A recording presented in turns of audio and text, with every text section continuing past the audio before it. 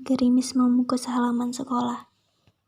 Langit mendung, kumpalan awan hitam seakan bosan beranjak di atas sana. 1-2 tetes air mengenai jendela kelas, lalu terbawa angin. Udara terasa lembab dan dingin. Ini sebenarnya sudah di ujung musim hujan. Tak lama lagi musim kemarau yang kering akan tiba. Bagus sekali, Ali. Kamu lagi-lagi memperoleh nilai terbaik. Suara Pak Gun memecah keheningan kelas. Lelaki itu berseru dengan wajah tanpa ekspresi, menatap Ali yang baru saja menerima hasil ulangan. Kelas seketika ramai oleh tawa. Sally di sebelahku juga tertawa. Aku mengikutnya dengan mata melotot. Kutegur dia. Itu tidak sopan tahu. Sally mengangkat bahu. Apanya yang tidak sopan? Ini pelajaran pertama. Pelajaran biologi. Pak Gun memulai pelajaran dengan membagikan satu persatu lembar jawaban ulangan anak-anak minggu lalu. Aku tahu sekali maksud kalimat nilai terbaik itu. Di kertas yang dipegang Ali sekarang, pasti hanya ada angka 2 atau 3 dari maksimal 10. Aku menoleh ke lorong meja. Ali berjalan tidak peduli. Duduk di bangkunya, memasukkan kertas ulangannya ke kolong meja. 2 hari lagi kita ulangan. Pak Gun sudah membagikan kertas terakhir. Ya, anak-anak berseru kecewa. Serempak termasuk Sally. Dia menepuk dahi. Jangan protes, Pak Gun menggeleng. Kalian harus terbiasa belajar tiap hari, mempersiapkan diri. Tinggal 1 minggu lagi ujian akhir semester. Bapak kecewa dengan nilai rata-rata yang hanya 7. Bapak percaya kalian bisa lebih baik lagi. Dan kamu, Ali, kamu merusak nilai rata-rata kelas. Kapan kamu akhirnya mau belajar bersungguh-sungguh? Semua teman di kelas sekarang menoleh ke arah Ali, yang ditatap hanya menggaruk-garuk kepala dengan rambut berantakan. Sekali lagi kamu memperoleh nilai 2 saat ulangan, kamu harus konsultasi ke guru BK. Semoga setelah itu kamu memahami pentingnya belajar. Kamu dengar itu, Ali? Pak Gun menghela napas panjang. Sally lagi-lagi menutup mulut menahan tawa. Apanya yang lucu, Sel? Aku menoleh berbisik. Lihat tuh, wajah Ali lucu sekali. Rambutnya yang berantakan itu serasi sekali dengan wajah kusutnya. Aku berani bertaruh. Dia pasti tidak sempat mandi pagi tadi. Dan nilai 2, Ra. Sally berbisik geli. Aku keberatan. Lantas memotong kalimat Sally. Ali teman kita, Sel. Kamu tidak boleh menertawakannya. Lagi pula, kamu tahu persis. Dia hanya malas, bukan bodoh. Dia bahkan menguasai pelajaran biologi sejak SD. Sally lagi-lagi mengangkat bahu. Apa salahnya tertawa? Demikian maksud ekspresi wajahnya. Gerimis terus turun sepanjang pelajaran biologi. Pak Gun adalah guru biologi yang baik dan telaten menjelaskan. Pun pengetahuannya luas. Usianya hampir 50 tahun. Dan beliau salah satu guru senior di sekolah.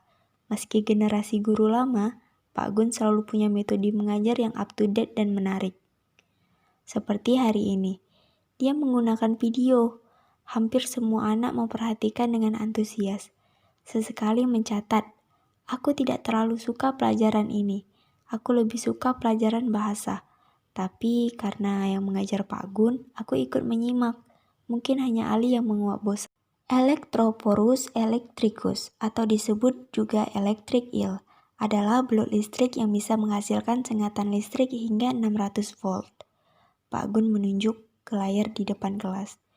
Dia memutar video singkat 30 detik yang memperlihatkan seekor belut besar sedang menyengat hewan lain yang lebih besar.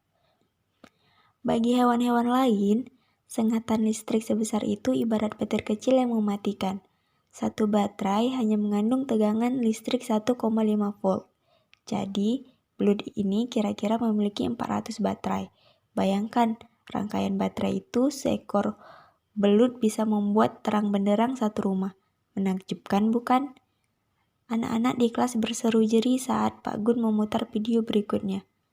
Seorang nelayan terlihat berusaha menangkap belut listrik dengan tangan kosong.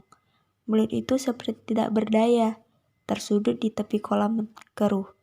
Tapi tiba-tiba belut itu menyerang balik dengan sengatannya.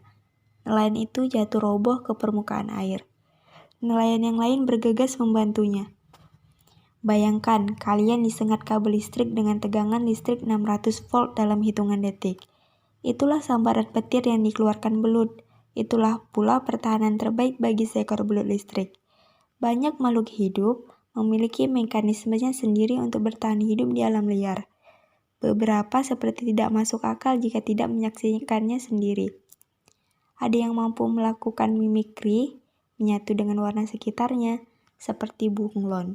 Seolah hilang, ada yang bisa bernafas di daratan sekaligus di air. Belut ini bisa mengeluarkan listrik. Hanya kelompok belut Electrophorus electricus yang bisa menghasilkan listrik signifikan. Pak Gun menghentikan video sejenak, kembali menatap kelas. Bagaimana belut itu bisa mengeluarkan listrik di dalam air, Pak? Bagaimana kalau listriknya menyetrum tubuhnya sendiri? Salah satu murid mengacungkan jari. Bertanya tidak sabaran menunggu kapan Pak Gun melanjutkan penjelasan. Pertanyaan yang bagus sekali. Pak Gun tersenyum. Ada yang bisa menjelaskannya? Seluruh kelas lenggang. Tak ada yang mengangkat tangan. Ayo, ada yang bisa membantu menjelaskan? Seluruh kelas masih diam, saling lirik. Hanya Ali yang terlihat mendengus di mejanya. Kamu tahu jawabannya, Ali? Pak Gun menoleh ke arah meja Ali. Ali diam, malas menanggapi. Dari dengusanmu itu saya kira kamu tahu jawabannya. Pak Gun tersenyum. Tapi sepertinya tidak. Baiklah, saya mungkin terlalu berharap banyak kalau hujan gerimis ini tiba-tiba bisa membuat Ali menjadi serius belajar. Atau kamu tiba-tiba mendadak jenius. Kelas dipenuhi tawa kecil. Sally bahkan tertawa lebih kencang. Ada yang tahu kenapa belut bisa mengeluarkan listrik? Pak Gun menatap yang lain. Kelas kembali hening. Sepertinya tidak akan ada yang tahu, karena belut itu mewarisi kode genetik yang memungkinkan dia mengeluarkan listrik. Aku menoleh ke arah Ali. Seakan tidak percaya juga teman-teman yang lain. Ali baru saja menjawab dengan gaya khas asal-asalannya. Bisa kamu jelaskan lebih detail, Ali? Pak Gun tersenyum. Mudah sekali menjelaskannya. 7/8 tubuh belut adalah ekornya. Di bagian ekor itu terdapat baterai-baterai kecil berupa lempengan-lempengan kecil yang horizontal dan vertikal. Jumlahnya sangat banyak, lebih dari 5.000 buah. Tegangan listrik tiap baterai itu kecil, tetapi jika semua baterai dihubungkan secara berderet atau seri, akan diperoleh tegangan listrik hingga 600 volt. Dari susunan baterai kecil itulah belut bisa mengeluarkan listrik. Belut listrik jelas memiliki mekanismenya untuk tidak tersengat oleh listriknya sendiri di dalam air. Lebih mudah lagi menjelaskan soal itu, seperti penangkal petir di atas rumah. Ali menjawab sambil mengacak santai rambutnya yang berantakan. Bahkan Sally yang suka menertawakan Ali ternganga sekarang. Kelas kembali lengang, menyisakan suara gerimis di luar. Tepat sekali. Pak Gun yang juga ikut terdiam setelah mendengar jawaban Ali akhirnya tertawa lebar. Bagaimana kamu tahu hal itu, Ali? Penjelasanmu juga sangat simpel. Saya berani bertaruh. Bahkan mahasiswa semester 4 sekalipun kesulitan menjelaskan seperti apa yang kamu lakukan. Ali hanya mendengus pendek. Pak Gun tertawa kecil. Hei, bagaimana mungkin selama ini nilai ulanganmu hanya 2? Soal-soal itu jauh lebih mudah dibanding penjelasan jenius yang kamu berikan. Bukannya menjawab dengan baik gurauan Pak Gun barusan, Ali justru berseru ketus. Karena saya tahu lebih banyak dibanding soal-soal ulangan menyebalkan itu. Dahi Pak Gun melipat. Maksudmu? Satu kelas menatap Ali. Aduh, aku jadi menelan ludah cemas kenapa mereka jadi bertengkar. Ali tidak seharusnya bertindak seperti itu kepada guru-guru. Pak Gun bukan Miss Keriting yang memahaminya dengan baik. Ali bisa diskors dari sekolah. Karena saya bahkan tahu, tidak hanya kelompok belut yang bisa mengeluarkan listrik signifikan. Manusia juga bisa mengeluarkan petir. Manusia? Tidak ada manusia yang bisa mengeluarkan listrik, Ali. Tubuh manusia tidak didesain seperti ekor belut. Pak Gun menggeleng. Bisa, sepanjang dia mewarisi kode genetik untuk melakukan itu. Sepanjang dia memiliki lempeng baterai super jutaan, jumlahnya di struktur tangannya, menyatu dengan sel darah, berderet seri. Lebih banyak dibandingkan baterai milik belut. Jangankan listrik signifikan, dia bahkan bisa mengeluarkan petir jutaan volt. Mudah saja menjelaskannya, Ali menjawab datar. Tidak mungkin, Ali. Manusia tidak memiliki garis evolusi seperti itu. Kamu akan membuat seluruh ilmu biologi di dunia menjadi usang jika bisa memberikan bukti tersebut. Pak Gun tersenyum sekali lagi menggeleng. Aduh, aku yang duduk beberapa meja dari Ali semakin cemas. Sally juga memegang lenganku berbisik khawatir. Kenapa Ali jadi serius sekali sekarang? Saya punya bukti.